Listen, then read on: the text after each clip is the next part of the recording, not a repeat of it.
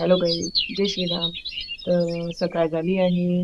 आम्ही उठलो आहोत आता, कारण की मला ना हॉलमध्ये खूप थंड वाटतं, चांगलं वाटतं. मला पण एसी सहन होत नाही. दिदू पण आता जस्ट उठली आहे. परत झोपते दिदू. दिदू इथेच झोपते माझ्याजवळ. दिदूला हॉलमध्ये खूप आवडतं. हा, पण ती माझ्याशिवाय झोपत नाही. बरोबर ना दिदू? छुट्टी. हे बघा, तिची येलो चादर आहे. तुम्ही म्हणत असणार एवढ्या उन्हाळ्यात पण तुम्ही ब्लँकेट कशी वापरता? ही ब्लँकेट नाही माझी, ही ब्लॅक. नाही गाईज, माझ्या ना उन्हाळा असो, पावसाळा असो किंवा हिवाळा असो, मला ब्लँकेट शिवाय झोपच लागत नाही. हा हा, पावसाळ्यात पण मी वापरते ना. यांना अशी चादर आवडते. उन्हाळ्यामध्ये अशा कॉटनच्या, आमच्याकडे गोधडी बोलतात त्याला. त्याच्या बाजूच्या लोकांना वरती पाणी द्यायला सांगून दिलं. ठीक आहे, आपलं काम सगळं करायचं. तर काल पण पाणी दिलं गेलं दिवसभर, तर कदाचित पाणी देत असणार ते म्हणतील ना.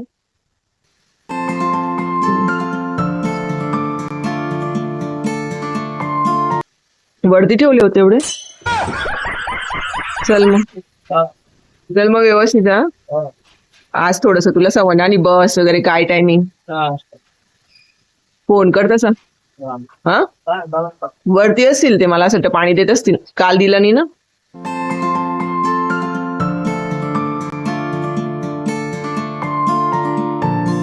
जातकाच अक्षय गेला.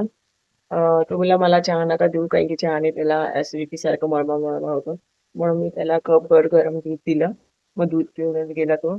आज तो स्वतःच गेलाय. काल तरी त्याच्या पप्पाने पोहोचलं होतं, आज त्याला स्वतःच जावं लागेल. बस वगैरे कोणती काय आज त्याला ते समजेल. दीदी झोपली, नका तिला उठवा. नका ना दादा पप्पा, झोपू द्या ना तिला. थोडेच दिवस आहे, मग शाळा सुरू होऊन जाईल. आज का लवकर उठले दादा पप्पा तुम्ही? नाटक मत करो बड़े। नाटक में नहीं उठाया गया हूँ मैं। चलते ही ना खाली वाचतोय पंचायत. नका हो तिला झोपू द्या ना त्या पोरीला. तेवढं पण काम नाही होत तुमच्याकडून. अरे नाही का, इतकं खूप सारे ते. अगं राहू द्या ना दिदू. वरती मारलं गेलं म्हणून आपल्याला एक क्लास मारायचं. नाही जॉईन करू. थांबा ना दादा, ते झोपू दिलं असतं म्हणजे स्वतः उठतात तर सगळ्यांना उठवतात तुम्ही. मी तर कोणालाच उठवत नाही अशी, मी जेव्हा उठते तेव्हा. हा, पनीरची भाजी केली आहे. आता तेलामध्ये जरा जिरं राही, हळद टाकल्यानंतर चटणी टाकेल. ही लसणाची चटणी आहे गाईची, ही पहा. आणि हे आता टाकलं मी.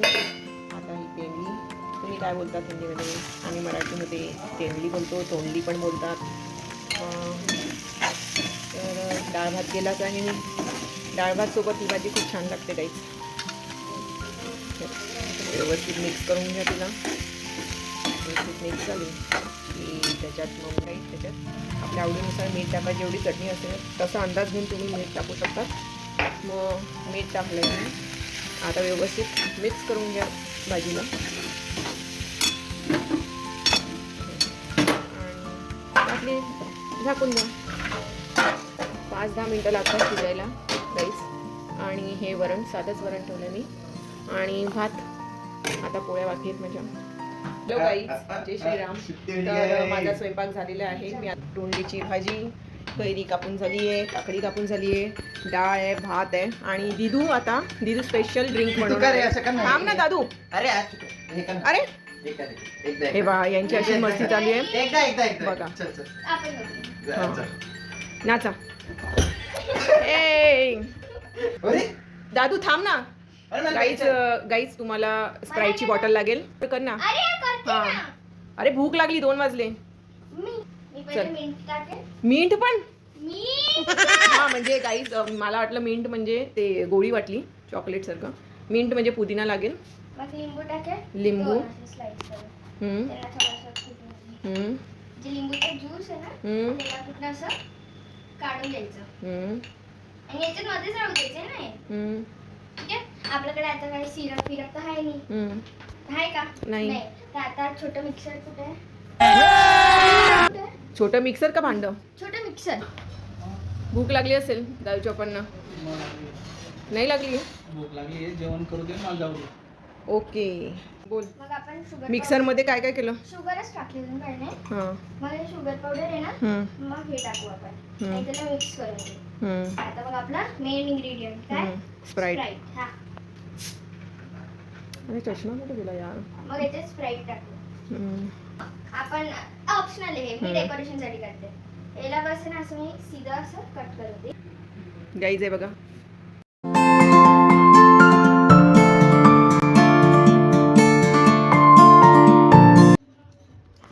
गाईज आमचं जेवण बघा. दिदू पण बसली आहे. दादूचे पप्पा भूक लागली करत होते. आता वाढलंय तरी बसत नाहीये जेवायला. आणि या दादूला मी केव्हापासून आवाज देते गाईज, पण असे सतवतात ना, कोणी येतच नाही. दादू चल ना, जेवण मी वाढलंय, ताट केलंय, चल सगळे बसलेत. चला गाईज मग मी पण आता जेवणच करते. डाळ भात, कोंडीची भाजी आणि सॅलड कापले. तर मी आता बसते जेवायला. दिदूने ते ड्रिंक बनवलंय, छान लागते, स्प्राईट आहे त्याच्यामध्ये टाकलेलं. गाईज आता सगळे जेवायला बसले आहेत. मी त्यांना भाडून दिलंय, दाखवते आम्ही कसे बसतो खाली. गाईज आमच्याकडे डायनिंग टेबल आहे, पण आम्ही डायनिंग टेबलवर बसत नाही, कोणीच बसत नाही डायनिंग टेबलवर. सगळे खाली बसतात आणि दादूचे पप्पा सोफ्यावर बसून जेवण करतात. तर मी तुम्हाला दाखवते आता कसे बसले. फक्त आज काय झालं, अक्षय वेळेवर उठला, पण तयारी पण केली त्याने आणि तो गेला पण होता बस स्टँडवर, पण बसच त्याला मिळाली नाही गाईज. त्याच्यामुळे त्याला परत रिटर्न यावं लागलं. आणि खूप नाराज पण झाला, कारण की खूप दूर आहे ना, मग दुसरी बस पण नव्हती, म्हणून तो परत रिटर्न आला. आता उद्या त्याला लवकर उठावं लागेल, म्हणजे असं काही होणार नाही.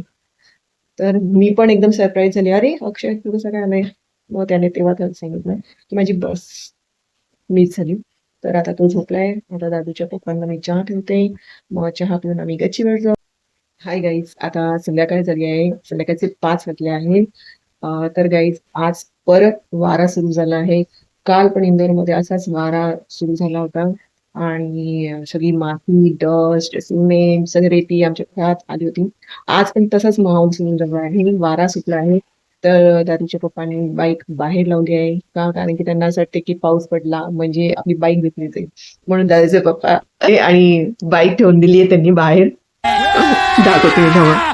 त्यांना असं वाटते की पाऊस पडणार तर माझी बाईक धुतली जाईल आणि माझं काम पण होऊन जाईल. थेंब थेंब तर पडतोय दादूच्या पप्पा, पाऊस थेंब तर पडतोय.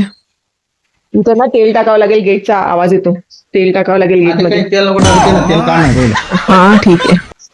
मी गच्चीवर झाली आहे, आता अंधार झालाय आणि इथे मस्त रेनबो पडलाय गाईज. रेनबो बघा, पाऊस तर काय पडला नाही, पण रेनबो खूप छान आलाय आमच्याकडे बघा. आता एकदम क्लिअर दिसतोय गाईज.